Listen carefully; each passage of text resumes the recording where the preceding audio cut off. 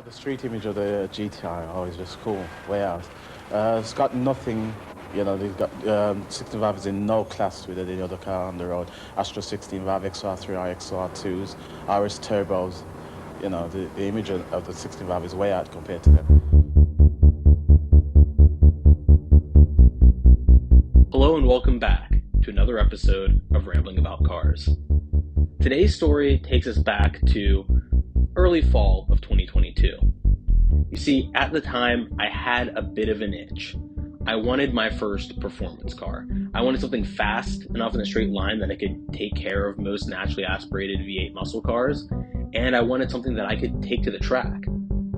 Some of you might look towards my B8.5 Audi A4 that I've modified and think maybe that fits the bill, but it really didn't. It's not adept to track use, and although it's a very quick car, it's just that. It's quick, not fast. I looked at all the usual suspects for kind of budget sports cars, and none of them quite fit the bill for what I was looking for. In the end, I decided that I should take a car that maybe isn't a sports car, but has some performance DNA in it, and then modify it to suit my needs. There was really just one car that stood out above all the rest.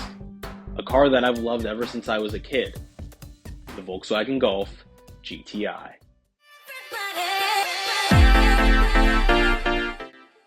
For the uninitiated, the GTI landed on US shores in 1984 as the Rabbit, and quickly became a household name after Car and Driver found it capable enough to outcorner legitimate sports cars like the Porsche 924. These cars were a hit in Europe, and we finally got a taste as to why. The Mark II picked up where the original left off and was an icon of the late 80s and early 90s.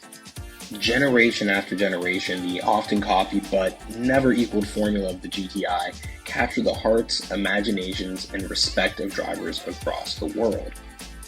For me, it really was the natural choice, and of the 8 generations VW has produced, the Mark 7 stood out as the obvious pick.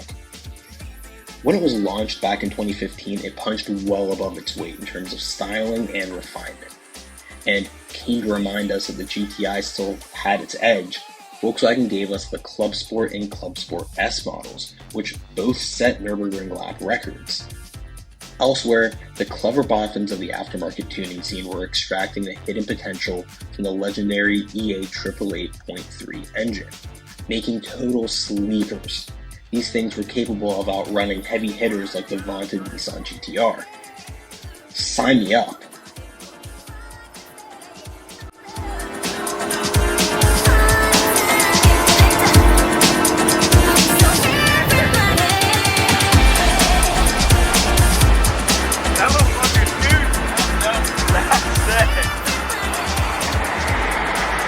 So now that I knew what I was looking for, I just had to find the perfect example. Naturally, I hopped onto IAAI, the same insurance auction site that I found my A4 on. Scrolling through the salvage listings, I had a pretty simple goal in mind. I wanted an early, higher mileage car, and the only things that it needed to have were a 6-speed manual transmission and the performance pack, because I thought that VAQ limited slip differential was going to be critical to have. However, as I kept scrolling through the listings, I got pickier and pickier. What started as just a stick shift and performance pack car started morphing into, I'd really like to have the panoramic moonroof. And you know what? Keyless entry sounds really nice. And, come to think of it, I really like the way those facelift Mark 7.5s look. In the end, I got really lucky and found what's probably the nicest salvage car I've ever seen.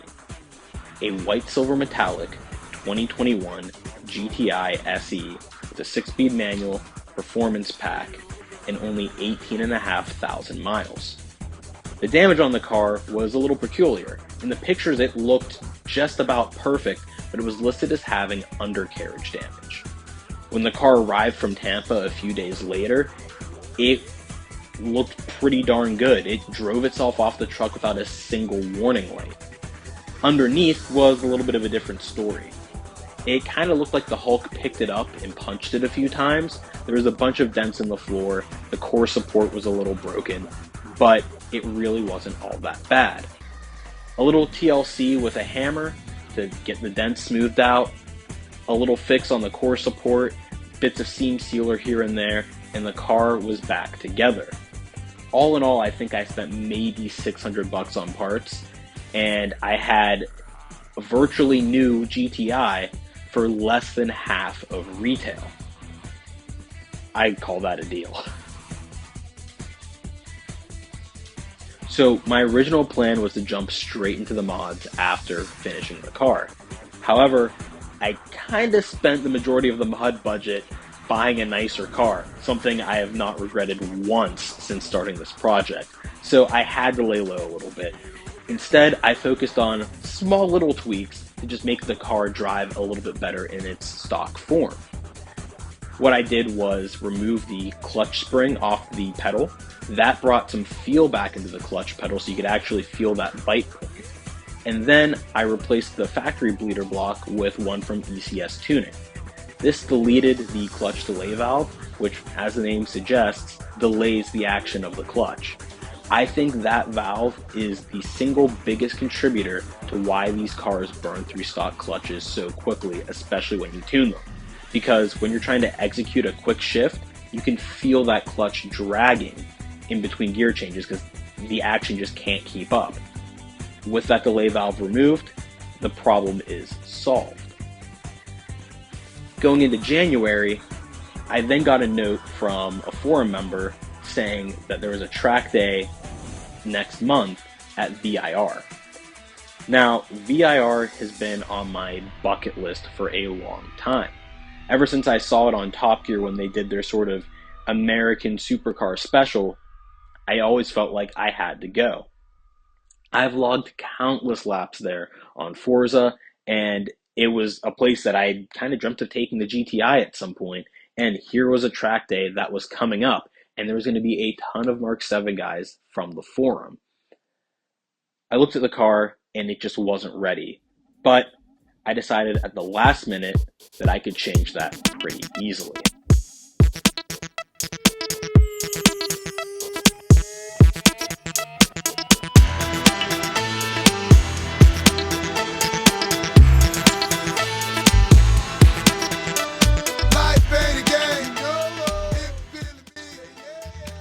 I started with the most important thing, brakes. I swapped out the factory fluid for Motul RBF 600 and replaced the pads with EBC yellow stuff. To help with cooling, I installed a set of Audi RS3 brake ducts. Next on the docket was a set of magnetic numbers, and after that, I opted for a set of 17-inch Apex SM10s in graphite. I wrapped these in some Toyo Proxys Sports. After that, I loaded the car up to the gunnels with the new wheels and way more tools than I actually needed, and hit the road for Virginia.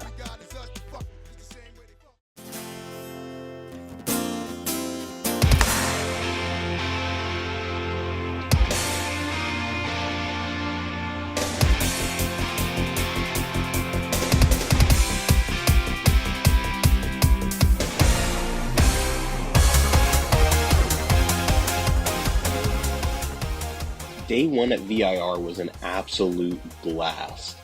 Sure, the EBC yellow stuff pads didn't quite hold up to the task, but I had a great time learning the circuit, meeting some internet friends, and seeing some cool stuff in the paddock. Day two, however, brought rain.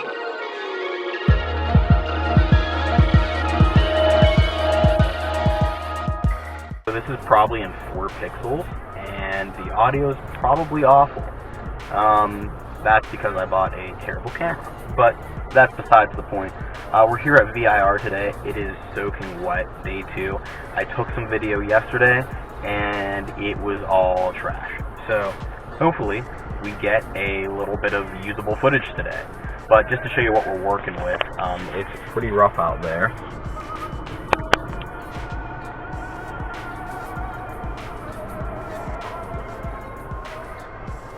Yeah, it is just pouring. So we've done our first session already. Hoping to get back out there again here in a couple hours, and we'll see how things go.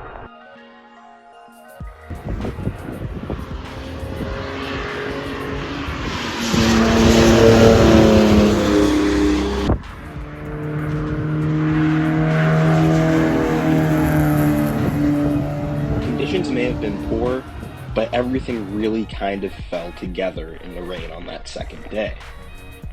The tires were quite good in the wet, and the brakes that were a problem in the dry stayed cool enough to be effective in the rain. Because of all this, I was actually able to lay down some respective times. I was told anything under 3 minutes was decent, and I was able to clock a 2:49.8.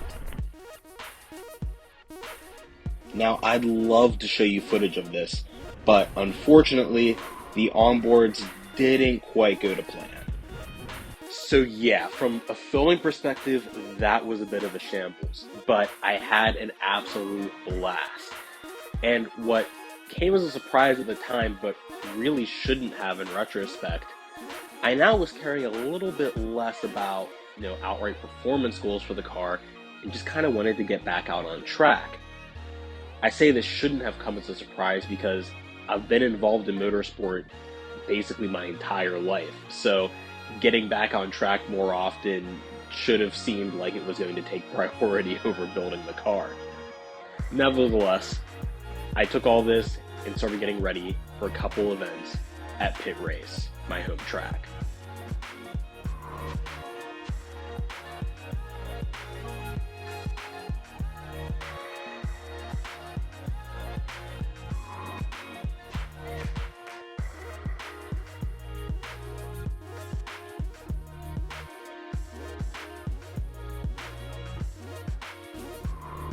So finally, some onboard footage.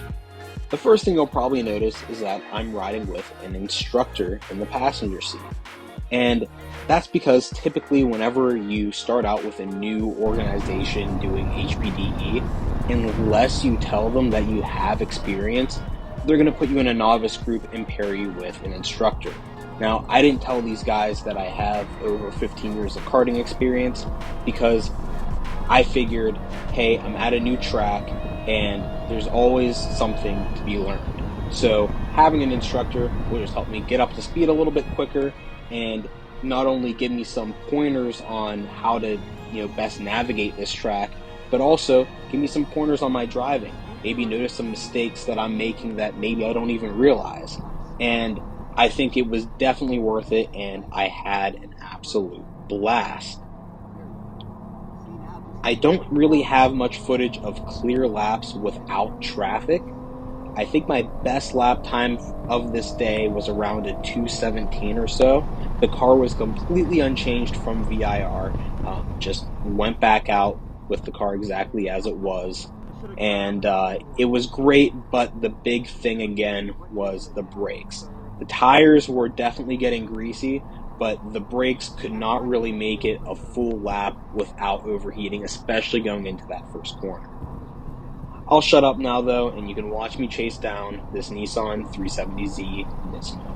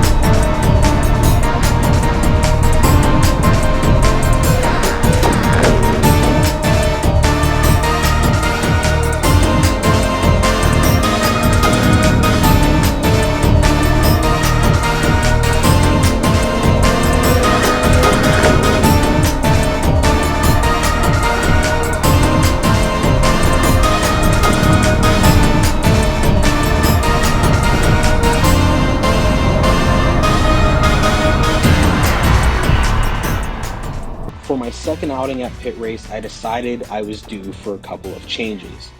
Front brake pads were upgraded with EBC blue stuff, fluid upgraded for endless RF650, and then I decided to add a front mount intercooler that runs in parallel with the stock intercooler to accommodate the custom Stage 1 tune that I made via CMOS tools. These were the results.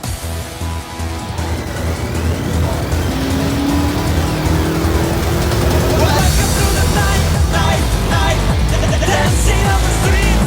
Welcome to the night, dancing on the streets. Dancing on the streets, yeah.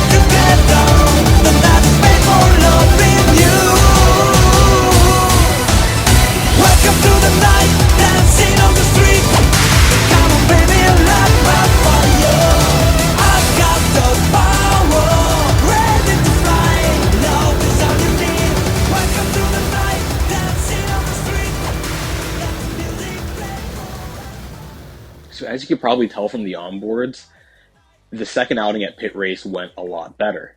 The biggest thing was the brakes. Even though the EBC Blues could have had a little bit more bite, they were miles better than the yellows. Lap after lap, they were extremely consistent, and I didn't have a problem with them overheating. Because of that, I had so much more confidence in the car under braking that I was able to shave a significant amount of time off my laps. I think my best time of the day was around a 2:12 or so, so about 5 seconds faster than I was the previous outing. And the only difference was brakes, and then I had that stage 1 tune on there with the intercooler, but the brakes were the biggest factor. Because of this, though, I started running into the limitations with the tires and the suspension. So I decided that at this point, it was probably best to finally take some focus off the track and actually start developing the car a little bit more. So we jumped into some suspension modifications, and of course we had to add a little bit of power. The suspension setup consists of some Koni Special Active dampers and Eibach Pro springs. I paired these with some 034 Motorsport camster plates to tie it all together. For power, I opted for an APR DTR 6054 turbo upgrade. I tuned this myself using open source, and of course we added a Cobb downpipe as well to help things breathe just a little bit better. The result is a 400 horsepower GTI that feels like an absolute weapon on a twisty road.